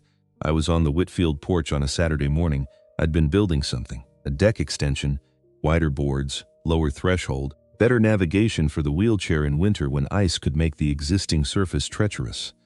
I'd been planning it in my head for 3 weeks and started building it 10 days ago. It was nearly done now. Carol came to the door. She watched me work for a moment. She said, "You didn't ask me if I wanted that, I know." I said, "I should have." "Yes," she said, "you should have." I looked at her. "Do you want it?" She looked at the new boards, at the lower threshold, at the wider surface area. "Yes," she said. "Obviously." "Then we're fine," I said. "That is not the point," she said. But there was something in her voice, not quite a smile. "The shape of one. I'll ask next time," I said. "You better," she said. She went back inside. Came out 10 minutes later with 2 cups of coffee and maneuvered her chair onto the new section of deck to try it. It worked the way I designed it to work. She didn't comment on that. She just handed me a cup. We stood. She stood on the porch in the December morning, drinking coffee, looking out at the yard, the bare trees. The road. After a while, Carol said, "I've been thinking about the letter." "Which part?" I said. "The part where she said I earned the house by staying." She looked at her hands around the mug. "I've been thinking about whether she was right." "What do you think?" I said. "I think..." She paused. "I think she was half right. I stayed because I love this place, because this is my home, not because I didn't have anywhere else to go." She looked at me. "I want you to know I know the difference." "I know you know," I said. "And I'm staying here now," she said, "because I want to be here. Not because I'm afraid to leave or because I don't have options." She paused. "I want to be clear about that. I understand," I said. I'm not the woman who needs rescuing," she said. "I was never that woman, I know," I said. "I didn't show up because I thought you needed rescuing." "Why did you show up?" she said. "Thought about it." The real answer. "Because Ruth asked me to look at a pump I'd been putting off for 3 weeks," I said. "And because when I came over and heard what was actually happening, I couldn't unknow it." I paused. "And because you knocked on my garage door on a Monday morning and said what you needed without apologizing for needing it. And I respected that." She looked at me. "That's all?" she said. "Not entirely serious. That's the start," I said. She looked out at the yard. "My mother liked you," she said. "I liked her," I said. "She was difficult," Carol said. "She was loving and she made mistakes and she was difficult. Most people are, I said. Are you difficult? She said. I thought about it honestly. Probably, I said. Carry things alone when I shouldn't. I fix things without asking. I go quiet when I should talk. I paused. Sandra told me that regularly. She sounds smart, Carol said. She was the smartest person I knew, I said. We were quiet for a moment. Are you, Carol said carefully, are you okay? Being here, in this, she gestured slightly. Whatever this is, I looked at her. Yes, I said. It doesn't feel too. No, I said. It doesn't. She seemed to decide something. Okay, she said. Good. December morning went on around us. A cardinal landed in the bare sycamore branches across the road. A shock of red against the gray sky. We both saw it at the same time. Carol said, my mother loved cardinals. Sandra did too, I said. We watched it for a moment. Then Carol said, you know what I said to you Monday morning? I do, I said. I need a husband by Friday. Yes. Friday came and went, she said. It did, I said. She turned and looked at me directly. The way she looked at me when she had something real to say. I don't know what we are now, she said. I want to be honest about that. I don't have a word for it, and I don't think I need one yet, okay? I said. But I know that I'm not. She paused. I'm not just waiting for this to be over. For you to go back to your side of the road and us to return to nodding at each other from a distance. She held my gaze. I don't want that. I held her gaze back. Neither do I said. She nodded. Looked back out at the yard. The cardinal was still there. Then we're somewhere, she said. We're somewhere, I said. We drank our coffee. The morning was cold and clear, and the sycamore stood bare and patient in the December light, the way trees do. Not waiting for spring exactly, just existing in the winter, knowing that warmth was a thing that came and went and came again. The cardinal stayed in the branches for a long time. Neither of us moved to go inside. That night, I sat at my kitchen table. The bank letter was still in the drawer where I'd put it weeks ago. I hadn't solved it. The money was still owed. The problem was still real, but I opened the drawer, took out the letter, read it again, then I found a notepad, wrote down what I knew, what I owed, what I earned, what I'd need to change. I'd been carrying it alone for months, thought about what Sandra had said. Let people help sometimes. Not for you, for them. I thought about Carol in her kitchen Thursday night, saying I need to not be alone with this. Just for tonight, I thought about the distance between knowing something and doing it. Called my son. Marcus answered on the second ring. Dad, it's late. You okay? I'm okay, I said. I've got something I should have told you a while back. You got a few minutes? A pause. Then with no hesitation, yeah, Dad. Of course, I told him about the bank letter, about the 4 months behind. About the number at the bottom of the page. I said it plainly, the way I said most things, without drama and without asking for anything specific. When I finished, Marcus was quiet for a moment, then, Dad, why didn't you tell me sooner? Didn't want you to worry? That's not. He stopped, started again, and his voice had something in it that sounded like his mother's voice, which I noticed and didn't say. That's not how this works. You don't get to protect me from things by carrying them alone. I sat with that for a second, I know, I said. I'm learning. We talked for another 20 minutes. About numbers, about options, about what was possible. Marcus had ideas. Good ones. I wrote some of them down on the notepad. When we hung up, the kitchen was quiet. I sat at the table for a moment. The lamp above the stove, Sandra's lamp, the one with the cracked shade I'd never replaced, was the only light on. I looked at it. You have to let people help you sometimes, she'd said. Not for you. For them, I finally understood what she'd meant all the way through. Not just the helping, the letting. Some things don't resolve cleanly. The money was still a problem. Glenn was still a complicated man with a complicated road ahead of him. The grief over Ruth was still fresh and would be fresh for a while. And two people who had spent 15 years across a road from each other were still figuring out what it meant to be in the same room. Some things had changed. A woman who had spent 15 years making herself unassailable had let someone sit in her kitchen past midnight. Had said I'm scared to another human being and let that be enough. Had read a letter from her mother and cried in front of someone who wasn't looking away. A man who had carried things alone since Sandra died had made a phone call he should have made months ago. Had crossed a road not because someone asked him to, but because he wanted to. Said I intend to and then I know, and meant the second one more. The house across the road had its lights on. I could see them from my kitchen window when I came back downstairs after the call with Marcus. I stood at the window for a moment. Then I made a fresh cup of coffee, sat down at the table, and started working at the numbers. One thing at a time, that was all you could ever do. And in my experience, 30 years of fixing things that were broken, of showing up when it was inconvenient, staying when leaving would have been easier. That was usually enough. You just had to start.